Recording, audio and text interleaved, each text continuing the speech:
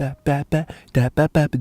going to share with you 10 ultra special, unique, never before seen steps to help you put some pep in your steps. Step 1, listen to music at 140 to 170 BPM. Bob your head to the music, and I don't care if it looks weird, if people are judging you, you just gotta bob your head like this. I don't know the science why this works. I thought it had something to do with like brainwaves and beta and gamma and alpha, but listen, I don't actually know. It just works. You gotta trust me. Okay, we're gonna do it right now. Let's go.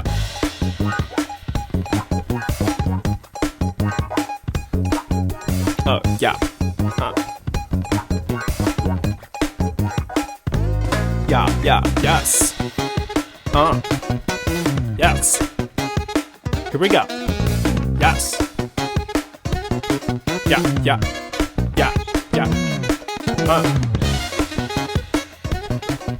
So you see how motivating that is? Let's go to step 2 now and take it to the next level. 1, 2, 3, here we go. Step 2 is get angry. Okay, anger can help you release stored emotional energy that's keeping you stagnant. It can really help revitalize the body. But listen, everyone is different. Some people are too angry. But if you're the type of person that never gets angry, then you want to try this, okay? Do this. Try to get angry. It's simple on paper, but you're probably going to have a hard time. You're probably going to think, well, I don't get angry. Nothing bothers me. But this is the exercise. You got to try and get angry. And if, just try it once. See what happens. Think about a problem in your life or some kind of situation that makes you upset. And instead of getting sad, allow yourself to get angry.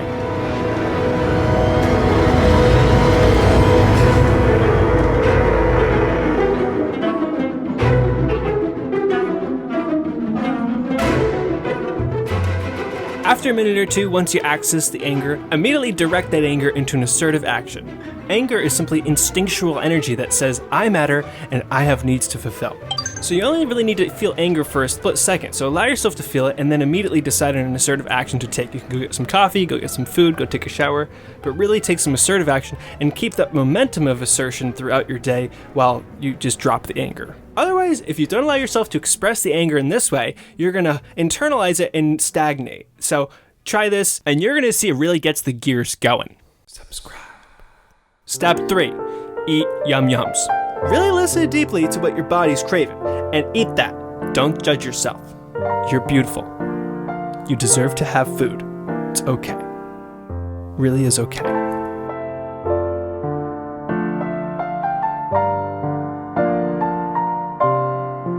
And your body's probably craving things because it needs those things. So have the healthier version of whatever you're craving. If you're craving chocolate, have dark chocolate. If you're craving chicken, have some, baked chicken or something. If you're craving chips, go make yourself a nice salty meal, okay? You want the salt. That's what you need. Chips are just salt machines. They just give you salt.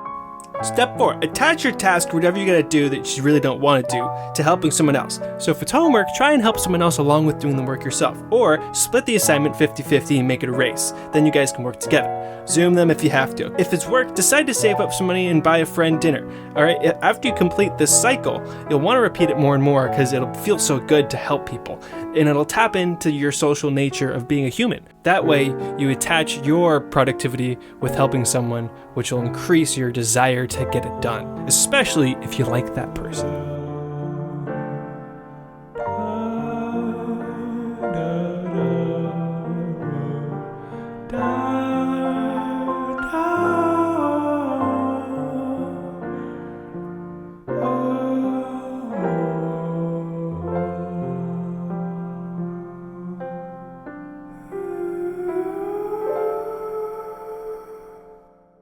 See that?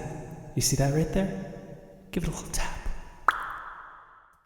Step 5, go see a nutritionist. You can talk to a nutritionist for free here, or you can find one locally. It's easy, just be honest, be vulnerable, tell them what you want to accomplish if you want to be more focused or more motivated.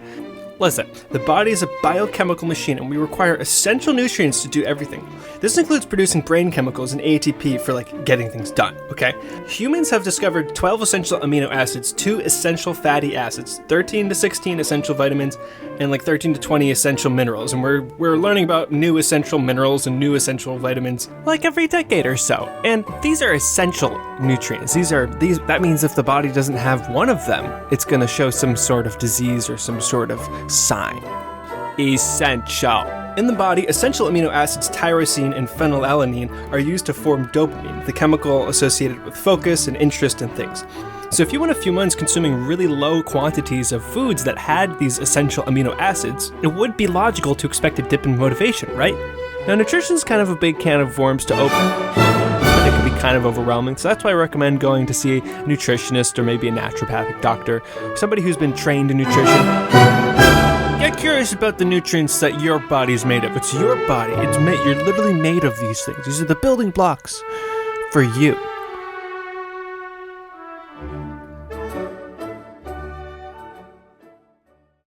Step 6.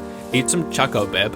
Choco boosts dopamine and serotonin. The darker the better. I like 70 to 80% cacao. Step 7. Be easier on yourself. You live in the noisiest time ever on Earth, okay? Biological stress, emotional stress, they're at an all-time high. So quit judging yourself, quit putting all this pressure on yourself, okay? Expecting yourself to do something and then not doing it can make you start to not like yourself, okay? Here's an exercise. Try saying, I love you blank, and say your name. So I love you, Sean. If it feels awkward saying it, then you likely have some negative views about your self-worth. If that's the case, just practice like when you wake up, before you go to bed, just saying it and trying to feel it. Doing all this is going to open you up to knowing what your desires are, and knowing what your desires are is important because that's what motivates you. Humans, generally, they're not motivated by requirements. They're motivated by visions and passions and interests and curiosities. And tapping into these things, it's a lot easier when you're easier on yourself, okay? So go chill out in the sun. And that leads me nicely to step 8. Step 8 is to take a full day and do whatever you want to do that day. Whatever it is, you could relax, you could do nothing, you could do a lot of things. You could even do your work if you really wanted to. But you just gotta take a full day to do whatever you want. Schedule it out, make it happen. Hey, if you think this video would be really helpful for some people, click that share button and share it with them, or join the conversation down below. It helps boost the video. Step 9 is to train yourself like a dog. Just think about it. Dogs can learn really incredible skills like finding bombs, drugs, protecting people, emotional support, tricks, but dogs don't usually learn on their own accord. It takes a trainer with treats and love and other things that the dog wants, the dog desires. Dogs don't desire to be able to roll over, but once you give them a belly rub, you give them a treat, they'll gladly do it. So think, how can you train yourself? Maybe you can give a friend or a family member some candy and they can give a small piece to you every time you do a workout. So once a day you get a little dopamine hit from doing that workout. Maybe you can let yourself play a video game after you finished your project. Discipline is more about the timing of the reward rather than it is about forcing us to do things. Doing the work and not rewarding yourself afterwards could be actually just as demotivating as just rewarding yourself without doing the work. When training a dog, it's really important to get the timing right. And it's the same thing with humans. Strategically time your rewards after you do something, and you're going to find that it's a lot easier to do it the next time.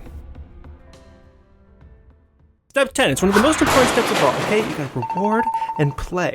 After being motivated and productive all day, it might be hard to remember that it's time to reward yourself, but this is so important. This is a time for you to play, eat, drink, be merry. Without reward or play, you'll slowly and predictably lose your productivity and motivation, and most importantly, your adaptability, joy, and self-respect. I mean, I don't need to tell you that playing is a good thing. That's why you're alive. So loosen up, come on, have some fun. Listen, I believe in you. You can do it. You really can. And if you really, really, really don't think you can't, realize there's probably underlying reasons for that, okay? It's not just because you're broken or there's something wrong with you. You might just need some things. You might need some food, okay? Some nutrition, some therapy, something, okay? So, God, just stop being so hard on yourself.